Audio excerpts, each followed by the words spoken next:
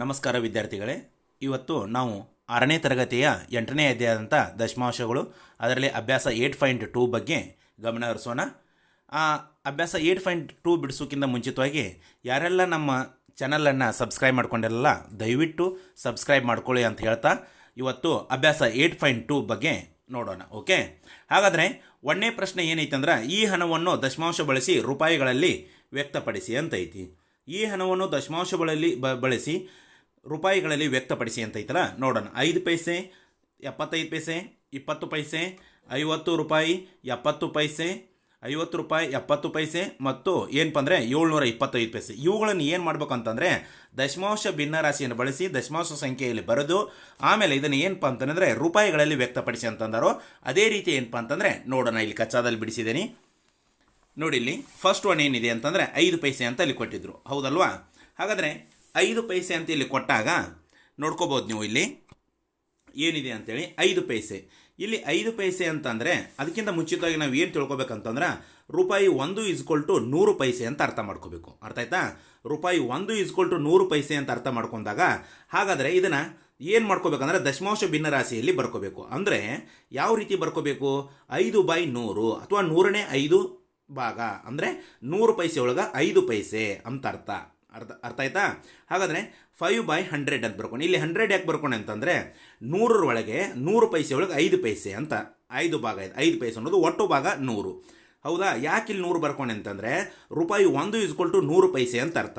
ಒಂದು ವೇಳೆ ರೂಪಾಯಿ 1 ಇಲ್ಲಿ ಇದರ ರೂಪಾಯಿ 1 ಬಿಡ್ರಿ, ರೂಪಾಯಿ ಏನಪ್ಪ ಅಂತಂದರೆ 1 kg ಇಟ್ಕೊಂಡು 1 kg = 1000 ಗ್ರಾಮ್ ಏನಾರು ಇದ್ದರೆ ಇಲ್ಲಿ 1000 ಅಂತ ಬರ್ಕೋಬೇಕು. ಅಥವಾ 1 ರೂಪಾಯಿಗೆ 100 ಪೈಸೆ ಅನ್ನೋ ಬದಲಿ ಒಂದು ವೇಳೆ ನಿಯಮದ ಪ್ರಕಾರ ಏನಾರ 1 ರೂಪಾಯಿ = 200 ಪೈಸೆ ಅಂತಂದ್ರೆ ಇಲ್ಲಿ 200 ಹಚ್ಕೋಬೇಕು. 500 ಪೈಸೆ ಇದ್ರೆ 500 ಹಚ್ಕೋಬೇಕು. ಆದರೆ ಹಾಗಿಲ್ಲ, ಇಲ್ಲೇನಿದೆ ರೂಪಾಯಿ 1 ಅಂತಂದರೆ 100 ಪೈಸೆ, 1 ರೂಪಾಯಿಗೆ 100 ಪೈಸೆ ಅಂತ ಅರ್ಥ. ಹಾಗಾದರೆ ಛೇದದೊಳಗೆ 100 ಬರ್ಕೊಂಡೆ, ಇದು ಒಟ್ಟು ಭಾಗ. ಆಯ್ದ ಭಾಗ ಅಂದರೆ 100 ಒಳಗೆ 5 ಪೈಸೆ ಅಂಶದಲ್ಲಿ ಬರ್ಕೊಂಡೆ. ಅರ್ಥ ಆಯ್ತಾ? ಇದೇ ರೀತಿ ಎಲ್ಲ ಸಮಸ್ಯೆಗಳನ್ನು ಬಿಡಿಸ್ಕೊಂತ ಹೋಗಬೇಕು. ಈಗ ನಾನು ಏನು ಮಾಡ್ತಾನೆ ಅಂದರೆ ಇದನ್ನು ರೂಪಾಯಿಗಳಲ್ಲಿ ವ್ಯಕ್ತಪಡಿಸಬೇಕಂತ ದಶಮಾಂಶ ಭಿನ್ನರಾಶಿಯಲ್ಲಿ ಬರ್ಕೊಂಡೆ. ರೂಪಾಯಿಗಳಲ್ಲಿ ವ್ಯಕ್ತಪಡಿಸಿ ಅಂದಾಗ ರೂಪಾಯಿ 0.05 ಅಂತ ಬರೆದು ನಾನು ಇದನ್ನು ಏನಪ್ಪ ಅಂತಂದರೆ ನೀವು 5ನೇ ತರಗತಿಯಲ್ಲೇ ಕಲ್ತೀರಿ ಹೇಗೆ ಇದನ್ನು ಬರ್ಕೋಬೇಕಂತೇಳಿ. ಅರ್ಥ ಆಯ್ತಾ? ಹಾಗಾದರೆ ಇಲ್ಲಿ 0 ರೂಪಾಯಿ ಎಷ್ಟು ಬಂತಂದರೆ 0.05 ರೂಪಾಯಿ. 5 ರೂಪಾಯಿ ಅಂದರೆ ಏನಪ್ಪ ಅಂದರೆ ರೂಪಾಯಿ ಒಳಗೆ ಹೇಳ್ಬೇಕಂದ್ರೆ 0.05 ಈ ರೀತಿ ಹೇಳಬೇಕು. ಅರ್ಥ ಆಯ್ತಾ? ಹಾಗಾದರೆ ಇದು 5/100 ಈ ರೀತಿ ಬರಿಬೋದು ಅಂತ ಹೇಳ್ತಾ ಇದ್ರು ದಶಮಾಂಶ ಸಂಖ್ಯೆ ಒಳಗೆ. ನೆಕ್ಸ್ಟ್ 75 ಪೈಸೆಯನ್ನು ನಾವು ಏನು ಮಾಡ್ಬೇಕಂತಂದರೆ ರೂಪಾಯಿಗೆ ಪರಿವರ್ತನೆ ಮಾಡ್ಕೋಬೇಕು. ಹೇಗೆ ರೂಪಾಯಿಗೆ ಪರಿವರ್ತನೆ ಮಾಡ್ಬೇಕಂದ್ರೆ ರೂಪಾಯಿ 1 = 100 ಪೈಸೆ, ಅದಕ್ಕೆ ಛೇದದಲ್ಲಿ 100 ಇಟ್ಕೊಂಡೆ. ಹಾಗಾದರೆ ಇನ್ನು 100 ಒಳಗೆ ಎಷ್ಟು ಪೈಸೆ? 75 ಪೈಸೆ. ಆಯ್ದ ಭಾಗ ಅದನ್ನು 75 ಅಂಶದಲ್ಲಿ ಇಟ್ಕೊಂಡೆ, ಅದಕ್ಕೆ 75/100 ಅಂತ ಬರ್ಕೊಂಡೆ. ಅದೇ ರೀತಿ ಹಾಕೊಂಡು ರೂಪಾಯಿ ಚಿಹ್ನೆ ಹಾಕಬೇಕಿಲ್ಲಿ 0.75 ರೂಪಾಯಿ ಅಂತ ಹೇಳಬೇಕು. 75 ರೂಪಾಯಿ ಅಲ್ಲ, 0.75 ಅಂತಂದರೆ ಇಲ್ಲಿ ಏನಪ್ಪ ಅಂದರೆ ರೂಪಾಯಿಗಳಲ್ಲಿ ವ್ಯಕ್ತಪಡಿಸಂದ ಅದಕ್ಕೆ ಈ ರೀತಿ ಹೇಳಬೇಕಾಗತ್ತೆ. 0.75 ಬರ್ತೇವೆ ರೂಪಾಯಿ. ಅದನ್ನು ಹೇಗೆ ಓದ್ಬೇಕಂದ್ರೆ ರೂಪಾಯಿ 0.75 ಅಂತ ಓದಬೇಕು. ಅರ್ಥತಾ? ಹಾಗಾದರೆ ನೆಕ್ಸ್ಟು ಏನಪ್ಪ ಅಂತಂದರೆ ಸಿ ಕ್ವಶನನ್ನು ನೋಡ್ಕೋಬೋದು. ಏನು ಕೊಟ್ಟಾರಂತಂದರೆ 20 ಪೈಸೆ. ಈ 20 ಪೈಸೆನ ಏನು ಮಾಡ್ಕೋದನ್ನ 20 ಅಂಶದಲ್ಲಿ ಇಟ್ಕೊಂಡು 100 ಪೈಸೆಯನ್ನು ಏನು ಮಾಡ್ತಾನೆ ಕೆಳಗಿದ್ದಾನೆ. ಇಲ್ಲಿ 1 ರೂಪಾಯಿ = 100 ಪೈಸೆ ಅಂತ ಬರ್ದಲ್ಲ. ಯಾಕಂದರೆ ಮೇಲೆ ನಿಮಗೆ ಅರ್ಥ ಆಗಿರ್ತೈತಿ 1 ರೂಪಾಯಿ ಅಂದರೆ ಎಷ್ಟು ಪೈಸೆ ಅಂತ. ಅರ್ಥ ಆಯ್ತಾ? ಹಾಗಾದರೆ ಇಲ್ಲಿ 20/100 ಅಂತ ಬರ್ಕೊಂಡೆ. ಇದನ್ನು ಏನಪ್ಪ ಅಂದರೆ ರೂಪಾಯಿ ಒಳಗೆ ಬರ್ಕೊಂಡಾಗ ಅಂದರೆ ದಶಮಾಂಶ ಭಿನ್ನರಾಶಿಯಲ್ಲಿ ಬರ್ಕೊಂಡು ದಶಮಾಂಶ ಸಂಖ್ಯೆಯಲ್ಲಿ ಬರೆದಾಗ ಏನಕ್ಕಂತಂದರೆ ರೂಪಾಯಿ 0.20 ಅಥವಾ 0.20 ಅಂತ ಬರುತ್ತೆ. ಅರ್ಥ ಆಯ್ತಾ? ಇಲ್ಲಿ ಯಾಕಂತಂದರೆ ನೋಡಿ, ಬಿಂದು ಈ ಕಡೆ ಏನಿದೆ 2 ಅಂಕಿ ಯಾಕೆ ಕೊಟ್ಟೆ ಅಂದರೆ 2 ಅಂಕಿ ಆದಮೇಲೆ ಇಲ್ಲಿ ಬಿಂದು ಅಥವಾ ಬಿಂದು ಆದಮೇಲೆ 2 ಅಂಕಿ ಇದೆ. ಇಲ್ಲಿ 100 ಇದೆ, ದಶಾಂಶ ಶತಾಂಶ. ಇದನ್ನು ಹಿಂದಿನ ಅಧ್ಯಾಯದಲ್ಲಿ ನಿಮಗೆ 8.1ದಲ್ಲಿ ಹೇಳಿದೆ ನಾನು. ಅರ್ಥ ಆಯ್ತಾ? ಈ ರೀತಿ ಬರ್ಕೋಬೇಕು. ನೆಕ್ಸ್ಟು ನೋಡಿಲಿ 50 ರೂಪಾಯಿ ಮತ್ತು 70 ಪೈಸೆ ಅಂತ ಐತಿ, ಹೌದಾ? ಹಾಗಾದರೆ ಇಲ್ಲಿ ರೂಪಾಯಿ ಒಳಗೆ ಕೊಟ್ಟಾರು, ಇಲ್ಲಿ ಪೈಸೆ ಒಳಗೆ ಕೊಟ್ಟಾರು. ಇಲ್ಲಿ ಏನು ಮಾಡಿದಾರೆ ಅಂದರೆ ರೂಪಾಯಿ ಒಳಗೆ ಕೊಟ್ಟಾರು, ಇಲ್ಲಿ ಪೈಸೆ ಒಳಗೆ ಕೊಟ್ಟಾರು. ಹಾಗಾದರೆ ನಾವು ಏನು ಮಾಡ್ಬೇಕಂದ್ರೆ ರೂಪಾಯಿನ ಪೈಸೆಗೆ ಕನ್ವರ್ಟ್ ಮಾಡ್ಕೋಬೇಕು. ಹಾಗಾದರೆ ರೂಪಾಯಿ 1 = 100 ಪೈಸೆ. ಹಾಗಾದರೆ ರೂಪಾಯಿ 50 = 50 × 100 ಪೈಸೆ ಹಚ್ಕೋಬೇಕು. 100 ಅಂತ ಹಚ್ಕೋಬೇಕು. 100 ಅನ್ನೋದು ಏನಿದೆ ಪೈಸೆ. ಹಾಗಾದರೆ ಈ 50 × 100ನ ಗುಣಕಾರ ಮಾಡಿದಾಗ ಏನಕ್ಕತ್ತ ಅಂತಂದರೆ 500. ಏನಿದೆ 500 ಹೇಳಿ ನೋಡೋಣ. ಅಂದರೆ 500 ಪೈಸೆ ಆಯಿತು. ಸಾರಿ, ಇದು 500 ಅಲ್ಲ, 500 ಆಗೋದಿಲ್ಲ, 5000 ಪೈಸೆ ಆಗುತ್ತೆ. ಅರ್ಥ ಆಯ್ತಾ? ಅಂದರೆ 50 ಪೂಜ್ಲೆ ಪೂಜೆ 50 ಪೂಜ್ಲೆ ಪೂಜೆ 51 50 5,000 ಪೈಸೆ ಆಗುತ್ತೆ. ಅರ್ಥ ಆಯ್ತಾ? ಪ್ಲಸ್ ಏನು ಮಾಡ್ಬೇಕಂತಾರೆ 70 ಪೈಸೆಯನ್ನು ಕೂಡಿಸ್ಕೋಬೇಕು ಇದ್ರ ಜೋಡಿ. ಹಂಗಾದ್ರೆ ಎಷ್ಟಾಯ್ತು? 5,070 ಪೈಸೆ. 5,000 ಎಷ್ಟು? 70 ಪೈಸೆ ಅಂತ ಬರುತ್ತೆ. ಇಲ್ಲೂ ಏನಪ್ಪ ಅಂತಂದರೆ ಕೆಳಗೆ 5,070 ಪೈಸೆ ಅಂತ ಬರುತ್ತೆ. ಹಾಗಾದರೆ ಇದನ್ನು ಹೇಗೆ ಇಟ್ಕೋಬೇಕಪ್ಪ? ಹೌದಾ? 5,070 ಪೈಸೆಯನ್ನು ನಾವು ಏನು ಮಾಡ್ಬೇಕಂತಂದರೆ ರೂಪಾಯಿ ಕನ್ವರ್ಟ್ ಮಾಡ್ಕೋಬೇಕು. ರೂಪಾಯಿ ಕನ್ವರ್ಟ್ ಮಾಡ್ಕೋಬೇಕಂತಂದರೆ ಇಲ್ಲಿ ಏನು ಬರುತ್ತೆ ಅಂತಂದರೆ ನೋಡಿರಿ, ಇಲ್ಲಿ 2 ಸೊನ್ನೆ ಐತಿ. ಆದ್ದರಿಂದ 2 ಸ್ಥಾನ ಆದಮೇಲೆ ಏನಪ್ಪ ಅಂದರೆ ಒಂದು ಬಿಂದು ಕೊಡಬೇಕು. ಹೌದಾ? ಹಾಗಾದರೆ ಇಲ್ಲಿ 5,070 ಪೈಸೆ ಅಂದರೆ 55 50.70. ಹಾಗಾದರೆ ನೋಡಿಲಿ 5,070 ಪೈಸೆಯನ್ನು 2 ಸ್ಥಾನ ಆದಮೇಲೆ ಒಂದು ಬಿಂದು ಕೊಟ್ಟರೆ 2 ಅಂದರೆ 2 ಸೊನ್ನೆ ದಶಾಂಶ ಶತಾಂಶ ಸ್ಥಾನಕ್ಕೆ ಏನಪ್ಪ ಅಂದರೆ ಬಿಂದು ಕೊಟ್ಟೆ. ರೂಪಾಯಿ 50.70 ಪೈಸೆ ಅಂತ ಇದರದ ಉತ್ತರ ಬರುತ್ತೆ. ಅರ್ಥ ಆಯ್ತಾ? ರೂಪಾಯಿಗಳಲ್ಲಿ ವ್ಯಕ್ತಪಡಿಸಿದಾಗ ಅದನ್ನು 50 ರೂಪಾಯಿ 70 ಪೈಸೆಯನ್ನು. ಅರ್ಥ ಆಯ್ತು ಮಕ್ಕಳೇ? ಹಾಗಾದರೆ ನೆಕ್ಸ್ಟ್ 725 ಪೈಸೆ ಅಂತಿದೆ. ಈ 725 ಪೈಸೆ ಏನು ಮಾಡ್ಕೋತಾನ? 720/100. ಈ ಛೇದದಲ್ಲಿ 100 ಯಾಕೆ ಇಟ್ಕೋತಾನೆ ಅನ್ನೋದು ಮೊದಲೇ ಹೇಳಿದೆ ನಿಮಗೆ. ಹಾಗಾದರೆ ಈಸ್ಕೊಲ್ಟು ರೂಪಾಯಿ 7.25 ಪೈಸೆ ಅಂದರೆ ಏನಪ್ಪ ಅಂದರೆ 7.25 ಪೈಸೆ ಬಂತು ರೂಪಾಯಿ. 7.25 ಪೈಸೆ ಹೆಂಗೆ ಬಂತಂದರೆ ಇಲ್ಲಿ ದಶಾಂಶ ಇಲ್ಲಿದೆ ನೋಡ್ರಿ, 100 ಇದೆ. ಹೌದಾ? ಅಂದರೆ ಇಲ್ಲಿ ದಶಾಂಶ ಅಂತಂದರೆ ಬಿಂದು ಈ ಕಡೆ 2 ಅಂಕಿ ಬರ್ಕೋಂಗ ಅಥವಾ 2 ಅಂಕಿ ಆದಮೇಲೆ ಒಂದು ಬಿಂದು ಕೊಟ್ಕೋಬೇಕು. ಯಾಕಂದರೆ ದಶಾಂಶ ಶತಾಂಶ. ಅರ್ಥ ಆಯ್ತಾ? ಒಂದು ವೇಳೆ ಸಹಸ್ರಾಂಶ ಇತ್ತು ಅಂತಂದರೆ 0 ಕೊಟ್ಟು ಬಿಂದು ಕೊಟ್ಕೋಬೇಕಾಗತ್ತೆ. ಯಾಕಂದರೆ 3 ಅಂಕಿಗೆ ನಾವು ಸಹಸ್ರಾಂಶ ಅಂತವು. ಆದರೆ ಇಲ್ಲಿ 2 ಅಂಕಿಗೆ ನಾವು ದಶಾಂಶ ಅನ್ಬೇಕಾಗತ್ತೆ. ಅದಕ್ಕೆ ಈ 3 ಅಂಕಿ ನಡಕ್ಕೆ ಏನಪ್ಪ ಅಂದರೆ 2 ಸ್ಥಾನ ಆದಮೇಲೆ ಒಂದು ಬಿಂದು ಕೊಟ್ರೆ ಈ 2 ಅನ್ನೋದು ದಶಾಂಶಕತೆ, 5 ಅನ್ನೋದು ಶತಾಂಶಕತೆ. ಅದಕ್ಕೆ ಇಲ್ಲಿ 2 ಅಂಕಿಗೆ ನಾವು ಬಿಂದು ಕೊಡಬೇಕು. ಆದ್ದರಿಂದ ರೂಪಾಯಿ 7.25 ಪೈಸೆ ಅಂತ ಬರುತ್ತೆ. ಇನ್ನು ನೆಕ್ಸ್ಟ್ 2ನೇ ಕ್ವಶನನ್ನು ನೋಡ್ಕೋಬೇಕು. ಅವ್ರು ಏನು ಕೊಟ್ಟಾರೋ 2ನೇ ಕ್ವಶನ್ ಅಂತಂದರೆ ಇಲ್ಲಿ ಟೆಕ್ಸ್ಟ್ ಬುಕ್ನಾಗ ನೋಡಿ ಯಾವ ರೀತಿ ಇದೆ ಅಂಥೇಳಿ.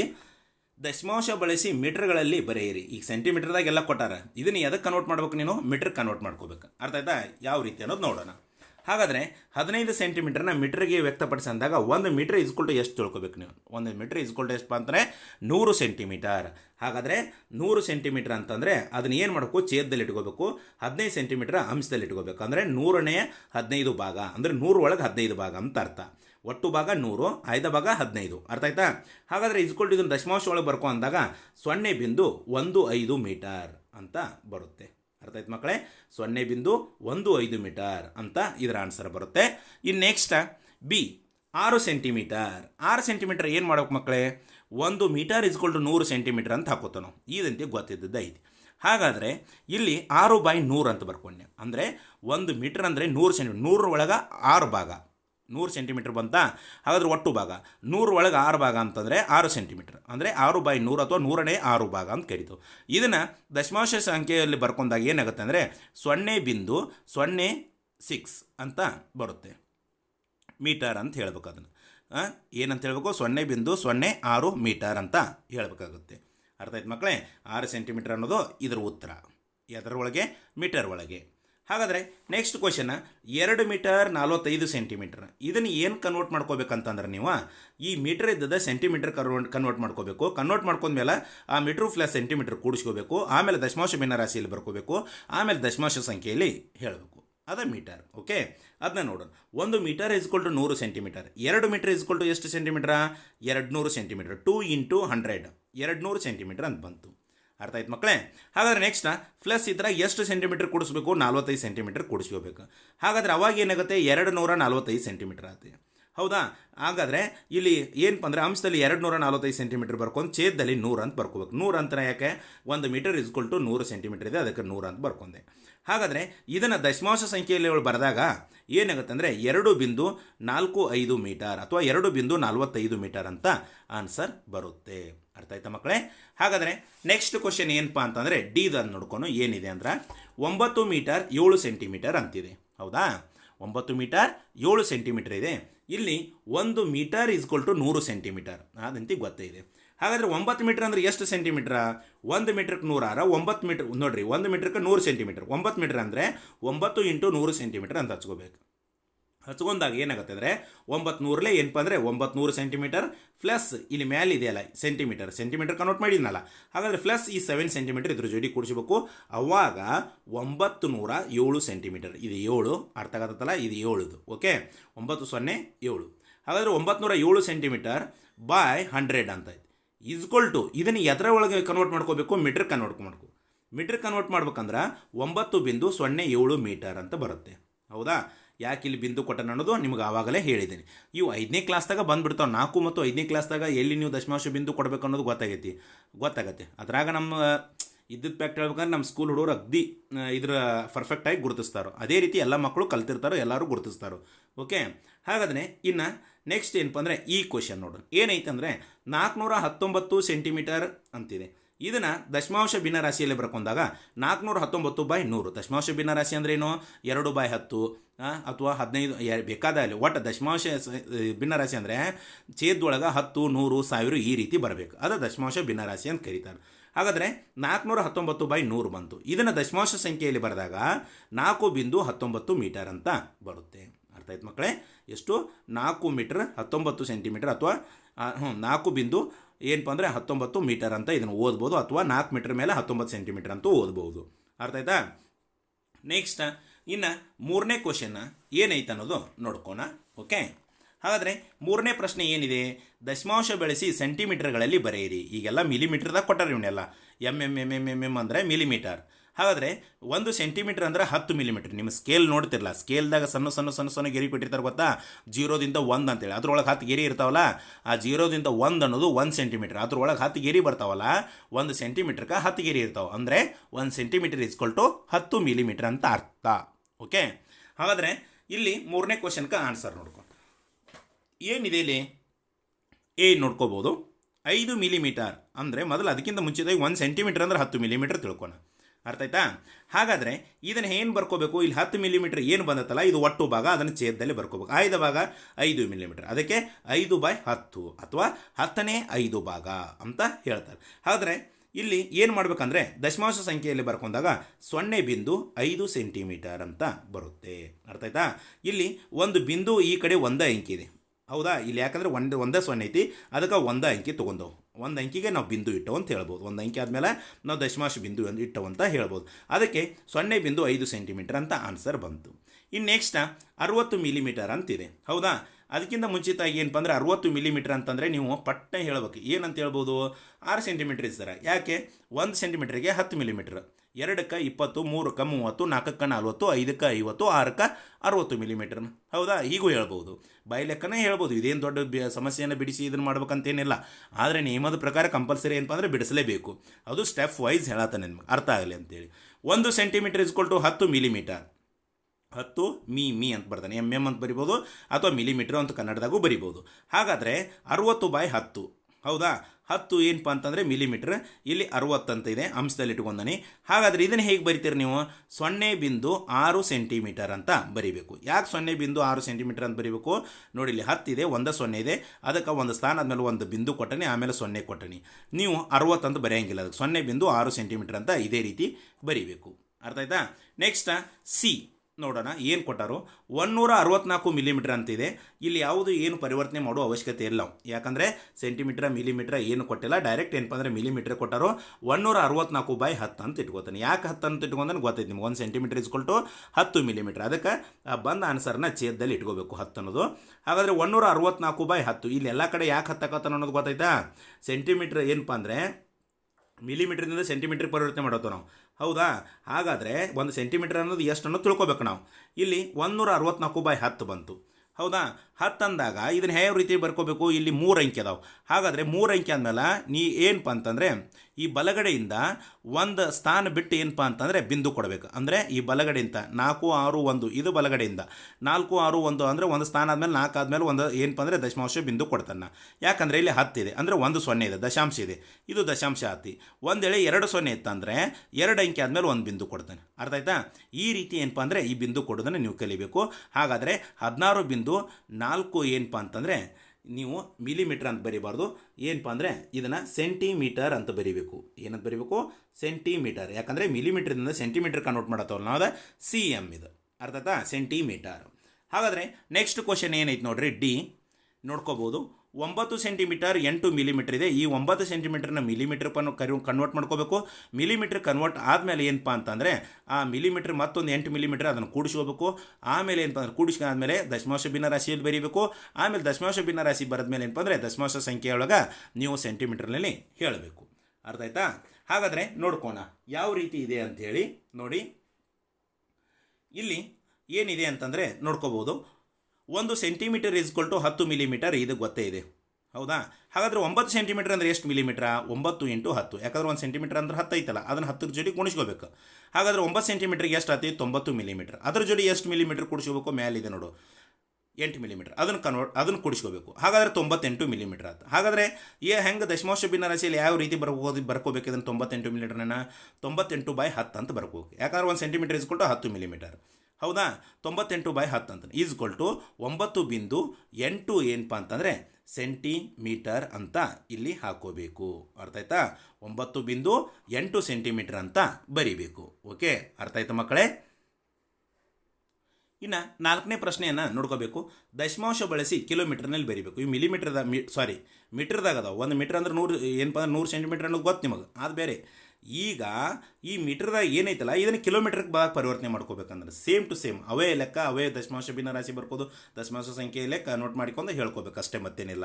ಹಾಗಾದರೆ ಇಲ್ಲಿ ಮೀಟರನ್ನು ಕಿಲೋಮೀಟರ್ಗೆ ಯಾವ ರೀತಿ ಪರಿವರ್ತನೆ ಮಾಡ್ಕೋಬೇಕು ಅನ್ನೋದು ಕಚ್ಚಾದಲ್ಲಿ ಬಿಡಿಸಿದ್ದೀನಿ, ನೋಡೋಣ. ಓಕೆ, ಹಾಗಾದರೆ ಇಲ್ಲಿ ನೋಡಿ ಏನಿದೆ, 8 ಮೀಟರ್ ಇದೆ. ಇದನ್ನು ಕಿಲೋಮೀಟರ್ ಕನ್ವರ್ಟ್ ಮಾಡ್ಕೊಂಡು 1 ಕಿಲೋಮೀಟರ್ ಅಂತಂದರೆ 1000 ಮೀಟರ್. ಹಾಗಾದರೆ 1 ಕಿಲೋಮೀಟರ್ ಅಂತಂದರೆ 1000 ಮೀಟರ್ ಅಂತ ಐತಲ್ಲ. ಹಾಗಾದರೆ ಇಲ್ಲಿ ಏನು ಹಚ್ಕೋಬೇಕಂದ್ರೆ 8/1000 ಅಂತ ಹಚ್ಕೋಬೇಕು. ಯಾಕೆ 1000 ಅನ್ನೋದು ಗೊತ್ತಾಗತ್ತಾ? ಇಲ್ಲಿ ಮೇಲಿಂದು 8 ಮೀಟರ್. ಹಾಗಾದರೆ ಈ 1000 ಮೀಟರ್ದೊಳಗೆ 8 ಮೀಟರ್ ಅನ್ನೋದು 8 ಭಾಗ, 1000 ಒಳಗೆ 8 ಭಾಗ ಅಂತ ಅರ್ಥ. ಅದು ಅರ್ಥ ಆಯ್ತಾ? 8 ಮಿಲಿಮೀಟರ್, 1000 ಮೀಟರ್ ಒಳಗೆ 8 ಮಿಲಿಮೀಟರ್ ಅಂತ ಅರ್ಥ. ಒಟ್ಟು ಭಾಗ 1000, ಐದ ಭಾಗ ಏನಪ್ಪ ಅಂದರೆ 8 ಮೀಟರ್. ಅದನ್ನು ನಾವು ದಶಮಾಂಶ ಭಿನ್ನರಾಶಿಯೊಳಗೆ ಬರ್ಕೊಂಡು, ಹಾಗಾದರೆ ಇಲ್ಲಿ 1000 ಯಾಕೆ ಬಂತು ಅನ್ನೋದು ಗೊತ್ತಾಯ್ತು. 1 ಕಿಲೋಮೀಟರ್ ಇಸ್ಕೊಂಡು 1000 ಮೀಟರ್ ಅಲ್ಲ, ಅದಕ್ಕೆ ಅದನ್ನು ಛೇದದಲ್ಲೂ ಬರ್ಕೋಬೇಕು. ಹಾಗಾದರೆ ದಶಮಾಂಶ ಸಂಖ್ಯೆ ಒಳಗೆ ಏನು ಮಾಡಬೇಕು? ಇದನ್ನು 0 ಬಿಂದು ನೋಡ್ಕೊಳ್ಳಿ, 0 ಬಿಂದು ಆಮೇಲೆ 008 ಕಿಲೋಮೀಟರ್ ಅಂತ ಬರ್ಕೋಬೇಕು. 0.008 ಕಿಲೋಮೀಟರ್ ಅಂತ ಬರೀಬೇಕು. ಇಲ್ಲಿ 2 0 ಅದಾವೆ, ಬಿಂದು ಆದಮೇಲೆ 2 0 ಆಮೇಲೆ 8. ಯಾಕಂದರೆ ನೋಡಿ ಇಲ್ಲಿ ಏನಿದೆಯಪ್ಪ ಅಂತಂದರೆ ಅರ್ಥ ಮಾಡ್ಕೋಬೇಕು, ಇಲ್ಲಿ 3 ಅಂಕಿ ಅದಾವೆ, ಹೌದಾ? 3 ಅಂಕಿ ಅಂದರೆ 3 0 ಅದಾವೆ. ಹಾಗಾದರೆ 3 ಸ್ಥಾನ ಆದಮೇಲೆ ನಾ ಏನು ಮಾಡಿದ್ದೇನೆ, ಒಂದು ಬಿಂದು ಕೊಟ್ಟೇನೆ. ಯಾಕಂದರೆ 3 ಸ್ಥಾನ ಆದಮೇಲೆ ಯಾಕೆ ಇಲ್ಲಿ ಸಹಸ್ರಾಂಶ ಐತಿ ನೋಡ್ರಿ. ಇಲ್ಲಿ ಬಿಂದುದಿಂದ ಈ ಅಂಕಿ ನೆನೆಸಬೇಕು. 1 0ಗೆ ದಶಾಂಶ ಅಂತಾರೆ, 2ನೇ 0ಗೆ ಶತಾಂಶ ಅಂತಾರೆ, 3ನೇದು ಇಲ್ಲಿ ಏನಿದೆ 8 ಇದೆ ಸಹಸ್ರಾಂಶ ಅಂತಾರೆ. 1000 ಆತಲ್ಲ, ಇಲ್ಲಿ 1000 ಇದೆ ಅಲ್ಲ. ಈ ರೀತಿನೂ ನಾವು ಹೇಳ್ಬೋದು 0.008 ಕಿಲೋಮೀಟರ್ ಅಂತ ಆನ್ಸರ್ ಬರುತ್ತೆ. ನೆಕ್ಸ್ಟ್ ಏನಪ್ಪ ಅಂದರೆ 88 ಮೀಟರ್ ಅಂತಿದೆ. 88/1000 ಅಂತ ಹಾಕೊಂಡನಿ. ಇದನ್ನು ಯಾವ ರೀತಿ ಬರ್ಕೋಬೇಕಂತಂದರೆ ನೋಡ್ಕೊಳ್ಳಿ, 0.088 ಕಿಲೋಮೀಟರ್ ಅಂತ ಬರ್ಕೋಬೇಕು. ಅರ್ಥ ಆಯ್ತಾ? ಈ 88 ನೀವು ಇಲ್ಲಿ ಏನಪ್ಪ ಅಂದರೆ 0.88 ಬರೆದ್ರೆ ಏನಾಗತ್ತೆ, ಅದು ಶತಾಂಶಕತೆ. ಆ ಸಹಸ್ರಾಂಶ ಆಗುವಂಗೆ ಮಾಡ್ಕೋಬೇಕಂತಂದ್ರೆ ನಾವು ಕಂಪಲ್ಸರಿ 0 ಕೊಟ್ಕೋಬೇಕು ಬಿಂದು. ಅರ್ಥ ಆಯ್ತಾ? ಒಂದು ವೇಳೆ ಇಲ್ಲಿ 4 ಅಂಕಿದ್ದು ಅಂದರೆ ನೀವು ಈ 0 ಬಿಂದು ತಗೋದು ಅವಶ್ಯಕತೆನೇ ಬರೋಂಗಿಲ್ಲ.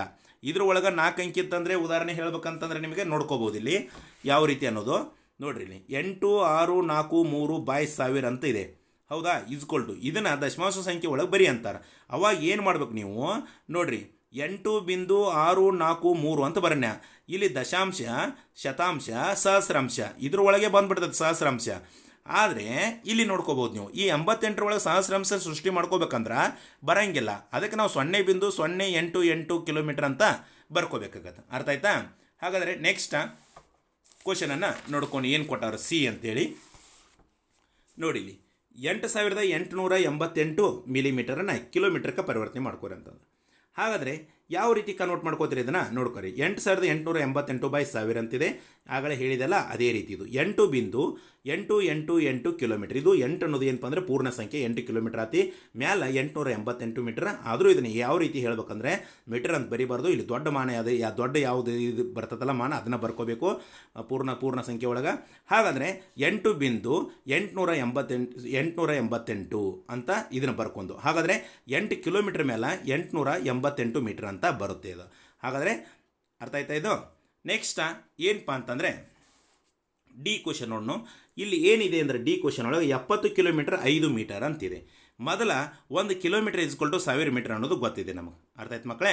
ಹಾಗಾದರೆ ನೆಕ್ಸ್ಟ್ ಏನು ಮಾಡಬೇಕು? 70 ಕಿಲೋಮೀಟ್ರ್ ಅಂದ್ರೆ 70 ಕಿಲೋಮೀಟ್ರನ್ನ 1000ಕ್ಕೆ ಗುಣಾಕಾರ ಮಾಡಬೇಕು. ಯಾಕಂದರೆ ನೀವು ಆ ಕಿಲೋಮೀಟ್ರನ್ನ ಮೀಟ್ರಿಗೆ ಪರಿವರ್ತನೆ ಮಾಡ್ಕೋಬೇಕಲ್ಲ. ಮೀಟ್ರಿಗೆ ಪರಿವರ್ತನೆ ಮಾಡ್ಬೇಕಂದ್ರೆ ಒಂದು ಏನಪ್ಪ ಅಂದ್ರೆ 1 ಕಿಲೋಮೀಟ್ರ್ ಅಂದ್ರೆ 1000 ಮೀಟ್ರ್, ಅದಕ್ಕೆ ಗುಣಾಕಾರ ಮಾಡಬೇಕು. ಹಾಗಾದರೆ ಇಲ್ಲಿ ಏನು ಬರುತ್ತೆ ನೋಡ್ಕೋಬೋದು ನೀವು. 70 ಇಂಟು 1000 ಮಾಡಿದ್ರೆ ಎಷ್ಟು ಬರುತ್ತೆ ಅಂದರೆ 70,000 ಏನು ಬಂತು ಮೀಟರ್ ಅಂತ ಬರುತ್ತೆ. 70,000 ಮೀಟರ್. ಅದ 70,000 ಮೀಟರ್ ಮೇಲೆ ಅಂಶದಲ್ಲಿ ಹಚ್ಕೊಂಡೆ, ಕೆಳಗ 1000 ಛೇದದಲ್ಲಿ ಹಚ್ಕೊಂಡೆ. ಹಾಗಾದರೆ ಇದನ್ನು ಏನು ಮಾಡ್ಬೇಕಂತಂದ್ರೆ ನೀವು ಏನು ಮಾಡಬೇಕು ಈಗ ಹೇಳಿ ನೋಡೋಣ. ಇದನ್ನು ಕಿಲೋಮೀಟ್ರಕ್ಕೆ ಕನ್ವರ್ಟ್ ಮಾಡ್ಕೋಬೇಕು. ಇದನ್ನು ಕಿಲೋಮೀಟ್ರ್ ಕನ್ವರ್ಟ್ ಮಾಡ್ಕೋಬೇಕು. ಹೌದಾ? ಹಾಗಾದರೆ ಇಲ್ಲಿ ಸ್ವಲ್ಪ ಮಿಸ್ಟೇಕ್ ಇದ್ದಂಗೆ ಕಾಣಿಸುತ್ತೆ. ಯಾವ ರೀತಿ ಹೇಳ್ರಿ ನೋಡೋಣ, ಕಂಡಿಡ್ರಿ. ಮಿಸ್ಟೇಕ್ ಮಾಡೈತಿದ್ರಾಗ ಏನು ಮಾಡೈತಿ ಮಿಸ್ಟೇಕಾ? ಏನು ಮಾಡೈತಪ್ಪ ಅಂತಂದರೆ ನೋಡ್ಕೋಬೋದು ನೀವು. ಇಲ್ಲಿ 70,000 ಮೀಟರ್ ಬಂತು, ಆದರೆ ಇದನ್ನು ಪ್ಲಸ್ 5 ಮೀಟರ್ ಅಂತ ನೀವು ಬರ್ಕೋಬೇಕು. ಇಲ್ಲಿದೆಯಲ್ಲ, ಇದನ್ನು ಮೀಟರ್ ಕನ್ವರ್ಟ್ ಮಾಡಿದ್ರೆ ಮೀಟರ್ದಾಗ ಕೂಡಿಸ್ಕೋಬೇಕಲ್ಲ. ಹಾಗಾದರೆ ಈಗೇನಾಗುತ್ತೆ? 70,000 ನೋಡ್ರಿ 5 ಮೀಟರ್. ಎಷ್ಟು? 70,005 ಮೀಟರ್ ಅಂತ ಬರುತ್ತೆ. ಹೌದಾ? ಹಾಗಾದರೆ ನೆಕ್ಸ್ಟ್ ಏನು ಮಾಡ್ಕೋಬೇಕು? ಇದನ್ನು ಏನಪ್ಪ ಅಂತಂದರೆ ದಶಮಾಂಶ ಸಂಖ್ಯೆ ಒಳಗೆ ಬರ್ಕೋಬೇಕು. ಹಾಗಾದರೆ 0.007 ಏನಿದೆಯಲ್ಲ ಇದು ರಾಂಗ್ ಆಗಿ ಬರುತ್ತೆ. ಮತ್ತು ಏನು ಬರ್ಕೋಬೇಕು ನೋಡ್ಕೋರಿ. ಯಾವ ರೀತಿ ಬರ್ಕೋಬೇಕಪ್ಪ ಅಂತಂದರೆ ಇದನ್ನು ನೋಡ್ಬೋದು ನೀವು. 70.005 ಕಿಲೋಮೀಟರ್ ಅಂತ ಬರ್ಕೋಬೋದು. ಅರ್ಥಾತಾ?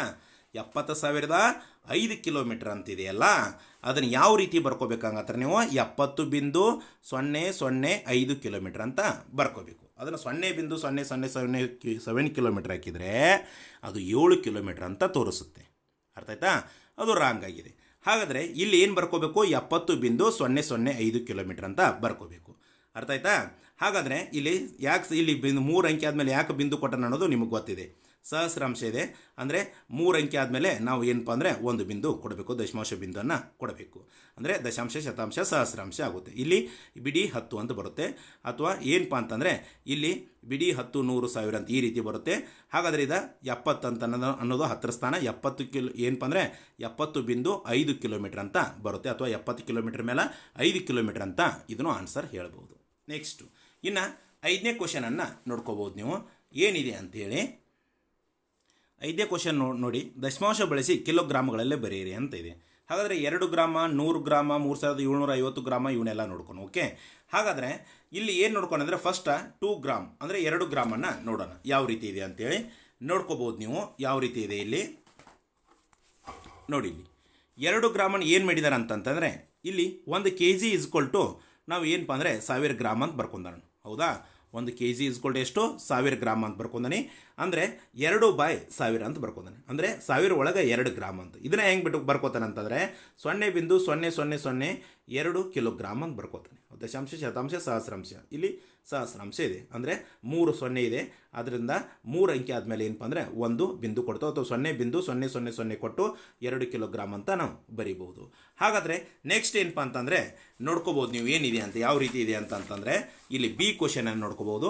100 ಗ್ರಾಮ್ ಅಂತಂದರೆ ಯಾವ ರೀತಿ ಇದನ್ನು ಕನ್ವರ್ಟ್ ಮಾಡ್ಕೋಬೇಕು ಕಿಲೋಗ್ರಾಮ್ಗೆ ಅಂದರೆ 1 kg ಇಸ್ಕೊಲ್ ಟು 1000 ಗ್ರಾಮ. 1000ದಲ್ಲಿ ಏನಪ್ಪ ಅಂದರೆ 100 ಗ್ರಾಮ. ಹೌದಾ? ಹಾಗಾದರೆ ಈ ಮೇಲಿನ 2 0 ಈ ಮೇಲಿನ 2 0 ತೆಗೆದುಬಿಟ್ಟು ಇಲ್ಲಿ 1/10 ಬಂತು. ಇದನ್ನು ಹೆಂಗೆ ಬರೀಬೇಕಂದ್ರೆ 0.1 kg ಅಂತ ನಾವು ಬರ್ಕೋಬೋದು. ಅರ್ಥ ಆಯ್ತು ಮಕ್ಕಳೇ? ಹಾಗಾದರೆ ನೆಕ್ಸ್ಟ್ ಏನಪ್ಪ ಅಂತಂದರೆ ಸಿ ಕ್ವಶನನ್ನು ನೋಡೋಣ. ಯಾವ ಕ್ವಶನ್ ನೋಡೋಣ? ಸಿ ಕ್ವಶನನ್ನು ಯಾವ ರೀತಿ ಇದೆ ಅಂತ ನೋಡೋಣ.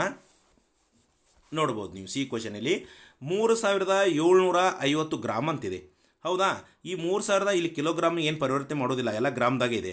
3750 ಗ್ರಾಮ್ ಬೈ ಏನಪ್ಪ ಅಂದರೆ 1000 ಅಂತ ತಗೋತಾನೆ. ಯಾಕಂದರೆ 1 ಕಿಲೋಗ್ರಾಮ್ ಅಂದರೆ 1000 ಅಲ್ಲ, ಅಂದರೆ ಒಟ್ಟು ಭಾಗ ಛೇದದಲ್ಲೇ ಇಟ್ಕೋಬೇಕು. ಹಾಗಾದ್ರೆ ಇದನ್ನು ಹೆಂಗೆ ಬರ್ಕೋತಾನೆ ನೋಡ್ಕೋಬೋದು ನೀವು. ಇಲ್ಲಿ ಏನಪ್ಪ ಅಂತಂದರೆ ನೀವು ನೋಡ್ಬೋದು ಯಾವ ರೀತಿ ಅಂದರೆ 3750 ಕಿಲೋಗ್ರಾಮ್. ಇದನ್ನು ಇಲ್ಲಿ ಏನಪ್ಪ ಅಂದರೆ ಗ್ರಾಮ್ ಅಂತಿದೆ, ಇದನ್ನು ಕಿಲೋಗ್ರಾಮಕ್ಕೆ ಮಾಡ್ಕೊಂಡಾನೆ 3750. ಹಾಗಾದರೆ ಇಲ್ಲಿ ಸಹಸ್ರಾಂಶ ಅಂದರೆ 3 ಸ್ಥಾನ ಆದಮೇಲೆ ಒಂದು ಬಿಂದು ಕೊಡೋದು. ಇಲ್ಲಿ ದಶಾಂಶ, ಶತಾಂಶ, ಸಹಸ್ರ 1, 2, 3 ಅಂಕೆ ಆದಮೇಲೆ ಒಂದು ಬಿಂದು ಕೊಟ್ಟಾಗ 3 ಕಿಲೋಗ್ರಾಮ್ ಮೇಲೆ 750 ಗ್ರಾಮ್ ಅಥವಾ 3 ಕಿಲೋಗ್ರಾಮ್ 750 ಗ್ರಾಮ್ ಅಂತ ಓದ್ಬೋದು. 3.750 ಅಂತ ಓದ್ಬೋದು. ಇಲ್ಲಿ 3 ಸ್ಥಾನದ ಮೇಲೆ ಒಂದು ಬಿಂದು ಕೊಟ್ಟಾನೆ. ಹಾಗಾದರೆ ನೆಕ್ಸ್ಟ್ ಕ್ವಶನ್ ಏನಪ್ಪ ಅಂತಂದರೆ ನೀವು ನೋಡ್ಕೋಬೋದು ಏನಿದೆ ಅಂತೇಳಿ. ಡಿ ಕ್ವಶನ 5 kg 8 ಗ್ರಾಮ್ ಅಂತಿದೆ. ಹೌದಾ? ಹಾಗಾದರೆ ಇದನ್ನು ಕಿಲೋಗ್ರಾಮ್ ಕನ್ವರ್ಟ್ ಮಾಡ್ಕೋಣ. 1 kg = 1000 gram. ಅರ್ಥ ಆಯ್ತಾ? 5 kg ಅಂದರೆ 5000 ಗ್ರಾಮ್, ಅಂದರೆ 5 × 1000 5000 ಪ್ಲಸ್ 8 ಗ್ರಾಮ್. ಹೌದಾ? ಹಾಗಾದರೆ ಇಲ್ಲಿ 5008 ಗ್ರಾಮ್ ಆತಿ ಬೈ 1000. ಹಾಗಾದರೆ ಇದನ್ನು ಯಾವ ರೀತಿ ಬರ್ಕೊಂಡಪ್ಪ ಅಂತಂದರೆ ಅದನ್ನು ಬಿಡಿಸಿದಾಗ ಇಲ್ಲಿ ನೋಡ್ಕೋಬೋದು ನೀವು. ಹೌದಾ? 5008 ಗ್ರಾಮ್ ಬೈ 1000 ಅಂತ ಬಂತು. ಹಾಗಾದರೆ 5.008 ಅಂತ ಬರ್ಕೊಂಡೆ. ಹೌದಾ? ಹಾಗಾದರೆ ಇದನ್ನು ಏನಪ್ಪ ಅಂದರೆ ಎದಕ್ಕೆ ಕನ್ವರ್ಟ್ ಮಾಡ್ಕೊಂಡಾರೋ ಕೆ ಜಿ ಕನ್ವರ್ಟ್ ಮಾಡ್ಕೊಂಡಾರ. ಇಲ್ಲಿ ಕೆ ಜಿ ಅಂತ ಬರ್ತೈತಿ. ಹೌದಾ? 5,005.008 ಕಿಲೋಗ್ರಾಮ್ ಅಂತ ಇಲ್ಲಿ ಆನ್ಸರ್ ಬರ್ಕೋಬೋದು. ನೆಕ್ಸ್ಟ್ ಈ ಕ್ವಶನನ್ನು ನೋಡ್ಕೋಬೋದು ನೀವು. ಏನಿದೆ ಈ 26 ಕಿಲೋಗ್ರಾಮ್ 50 ಗ್ರಾಮ್ ಅಂತಿದೆ. 1 kgಗೆ 1000 ಗ್ರಾಮ್. 26 kgಗೆ ಏನಪ್ಪ ಅಂತಂದರೆ 26,000 ಗ್ರಾಮ್ ಪ್ಲಸ್ 50 ಗ್ರಾಮ್. ಇವನ್ನೆರಡು ಕೂಡಿಸಿದಾಗ 26,050 26,000 ಏನಪ್ಪ ಅಂತಂದರೆ 50 ಗ್ರಾಮ್ ಅಂತ ಬರುತ್ತೆ. ಅದನ್ನೇ ಏನಪ್ಪ ಅಂದರೆ ಇಲ್ಲಿ ಬೈ 1000 ಅಂತಿದೆ. ಹಾಗಾದರೆ ಇಲ್ಲಿ ಇಸ್ಕೊಲ್ಟು ಏನು ಮಾಡಬೇಕು, 3 ಇಲ್ಲಿ ದಶಾಂಶ ಶತಾಂಶ ಸಹಸ್ರಾಂಶ ಇದೆ, 3 ಏನಪ್ಪ ಅಂದ್ರೆ 3 0 ಅದಾವ ಅಥವಾ ಏನಪ್ಪ ಸಹಸ್ರಾಂಶ ಇದೆ ಇಲ್ಲಿ. ಹಾಗಾದರೆ ಇಲ್ಲಿ ಏನು ಮಾಡಬೇಕು, 3 ಸ್ಥಾನದ ಮೇಲೆ ಒಂದು ಬಿಂದು ಕೊಡಬೇಕು. ಏನಪ್ಪ ಅಂದರೆ 26 ಕಿಲೋಗ್ರಾಮ್ 50 ಗ್ರಾಮ್ ಅಂತ ಇದು ಬರುತ್ತೆ. ಅರ್ಥ ಆಯ್ತಾ? ಈ ರೀತಿ ಏನಪ್ಪ ಅಂದರೆ ಏದಿಂತ ಈ ಮಟ್ಟ 5ನೇ ಕ್ವಶನ್ಗೆ ಆನ್ಸರನ್ನು ನೋಡಿದ್ದು. ಹಾಗಾದರೆ ಇಲ್ಲಿ ಇವತ್ತಿನ ಅಧ್ಯಯನದಲ್ಲಿ ಏನು ಮಾಡಿದ ಅಂತಂದರೆ 8.2ಗೆ ಸಂಬಂಧಪಟ್ಟಂಥ ಎಲ್ಲ 1ರಿಂದ ಏನಪ್ಪ ಅಂದರೆ 5 ಪ್ರಶ್ನೆವರೆಗೆ ನಾವೆಲ್ಲ ನೋಡಿದ್ದು ಅಂತ ಹೇಳ್ಬೋದು ಸವಿವರವಾಗಿ. ಹಾಗಾದರೆ ಇಲ್ಲಿ ಯಾರ್ಯಾರು ನೀವು ಸಬ್ಸ್ಕ್ರೈಬ್ ಮಾಡ್ಕೊಂಡಿರಲ್ಲ ಸಬ್ಸ್ಕ್ರೈಬ್ ಮಾಡ್ಕೊಂಡು ನಮ್ಮ ಚಾನಲ್ನ ಪ್ರೋತ್ಸಾಹಿಸಿ ಅಂತ ಹೇಳ್ತಾ ಇಲ್ಲಿಗೆ ಈ ಅಭ್ಯಾಸವನ್ನು ಮುಕ್ತಾಯ ಮಾಡ್ತಾನೆ. ಎಲ್ಲ ವಿದ್ಯಾರ್ಥಿಗಳಿಗೂ ಧನ್ಯವಾದಗಳು.